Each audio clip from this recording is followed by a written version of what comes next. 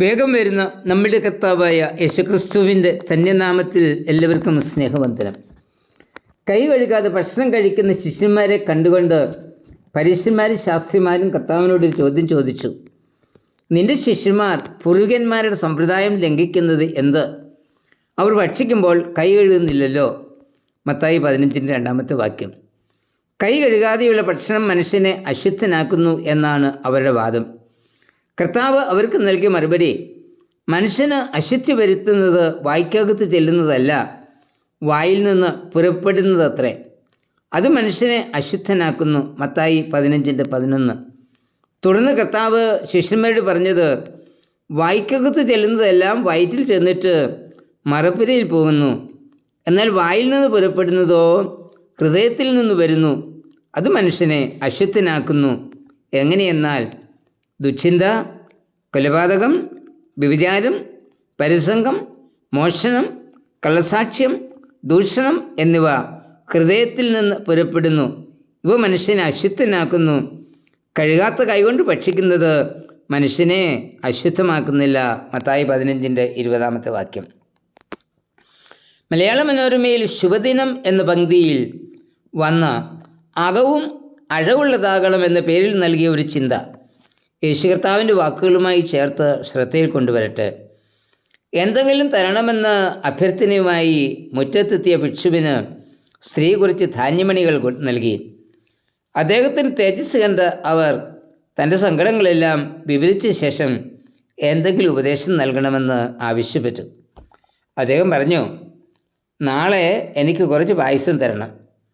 പിറ്റേന്നെത്തിയ അദ്ദേഹത്തിന് പായസം വിളമ്പാനായി ആ സ്ത്രീ വന്നു. അദ്ദേഹം നീട്ടിയ പാത്രം കണ്ട് അവർ അമ്പരന്നു.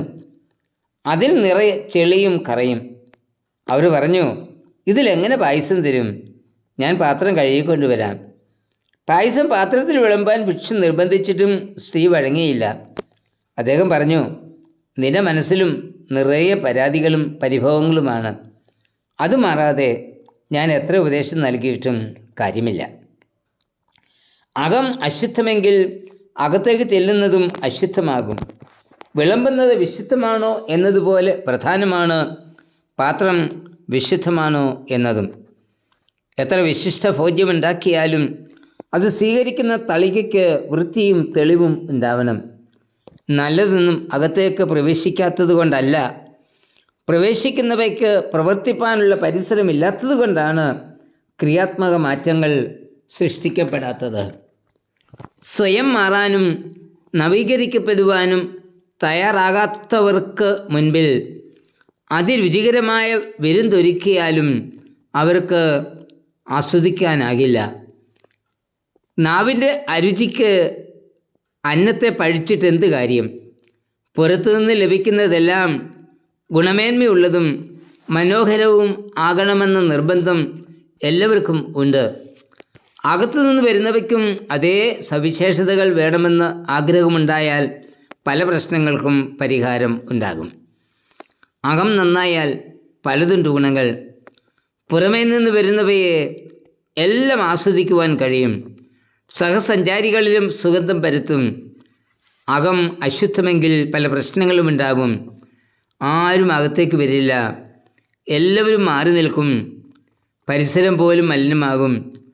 അടുത്ത് നിൽക്കുന്നവരിലും ദുർഗന്ധം പടരും. നമ്മുടെ അകവും പുറവും ശുദ്ധമായിരിക്കട്ടെ. കർത്താവ് തൻ്റെ പരസ്യ ശുശ്രൂഷയിൽ അപലപിച്ച ഏറ്റവും പ്രധാനപ്പെട്ട ഒന്നാണ് കപടഭക്തി. കപടഭക്തി ഒരു വൈരുദ്ധ്യമാണ്. ഉള്ളിലെ വിചാരങ്ങളും പുറത്തേക്ക് വരുന്ന വാക്കുകളും തമ്മിൽ ബന്ധമില്ലാത്ത അവസ്ഥയാണ് കപടഭക്തി. വാക്കും പ്രവൃത്തിയും തമ്മിൽ ഒരു ബന്ധവുമില്ലാത്ത അവസ്ഥ. കർത്താവ് ഈ അവസ്ഥയെക്കുറിച്ച് പറഞ്ഞത് വെള്ളതേച്ച ശവക്കല്ലറയും പുറം വെളുപ്പാക്കിയ കിണ്ടുകിണ്ണങ്ങളും എന്ന മത്തായി 23:25-28 കർത്താവ് പറയുന്നത്, ശവക്കല്ലറകളെ നിങ്ങൾ വെള്ള തേച്ച് വൃത്തിയാക്കുന്നു. അപ്പോൾ പുറമെ അഴകായി ശോഭിക്കുന്നുവെങ്കിലും അകമേ ചത്ത അസ്ഥികളും സകലവിധ അശുദ്ധിയും നിറഞ്ഞിരിക്കുന്നു. കിണ്ണുകിണ്ണങ്ങളുടെ പുറം വെടിപ്പാക്കുന്നു, അകത്ത് കവർച്ചയും അതിക്രമവും നിറഞ്ഞിരിക്കുന്നു. ഇത് നമ്മളുടെ അവസ്ഥയല്ലേ? പുറം നല്ല മനോഹരമാണ്, എല്ലാ ആത്മീയ പ്രവർത്തനങ്ങളിലും നാം പങ്കുചേരുന്നു. എന്നാൽ അകമയോ എല്ലാ അശുദ്ധിയും നിറഞ്ഞിരിക്കുന്നു. പലരെയും ദുഃഖിപ്പിക്കുന്ന വാക്കുകളല്ലേ വായിൽ നിന്ന് പുറത്തേക്ക് വരുന്നത്? മറ്റുള്ളവരെ ദുഃഖിപ്പിച്ചുകൊണ്ടുള്ള വാക്കുകൾ പലപ്പോഴും നമ്മൾ പറഞ്ഞിട്ടില്ലേ? യാക്കോബ് ചോദിക്കുന്നൊരു ചോദ്യമുണ്ട്. ഒരു വായിൽ നിന്ന് സ്തോത്രവും ശാപവും പുറപ്പെടുമോ? ഉറവിൻ്റെ ഒരേ ദ്വാരത്തിൽ നിന്ന് മധുരവും കയ്പുള്ള വെള്ളവും പുറപ്പെട്ടു വരുമോ? അത്തിവൃക്ഷം ഒലിവ് പഴവും മുന്തിരിവള്ളി അത്തിപ്പഴവും കായ്ക്കുമോ? യാക്കോബ് 3:10-12 വരെ. നമ്മുടെ ഭാഗ്യജീവിതം അഴകുള്ളതായിരിക്കുന്നത് പോലെ ആന്തരിക ജീവിതവും അഴകുള്ളതായിരിക്കട്ടെ. നമ്മെ അശുദ്ധമാക്കുന്നതൊന്നും നമ്മിൽ നിന്ന് പുറത്തു വരാതെ നാവിനെ കടിഞ്ഞാണിട്ട് സൂക്ഷിക്കാം.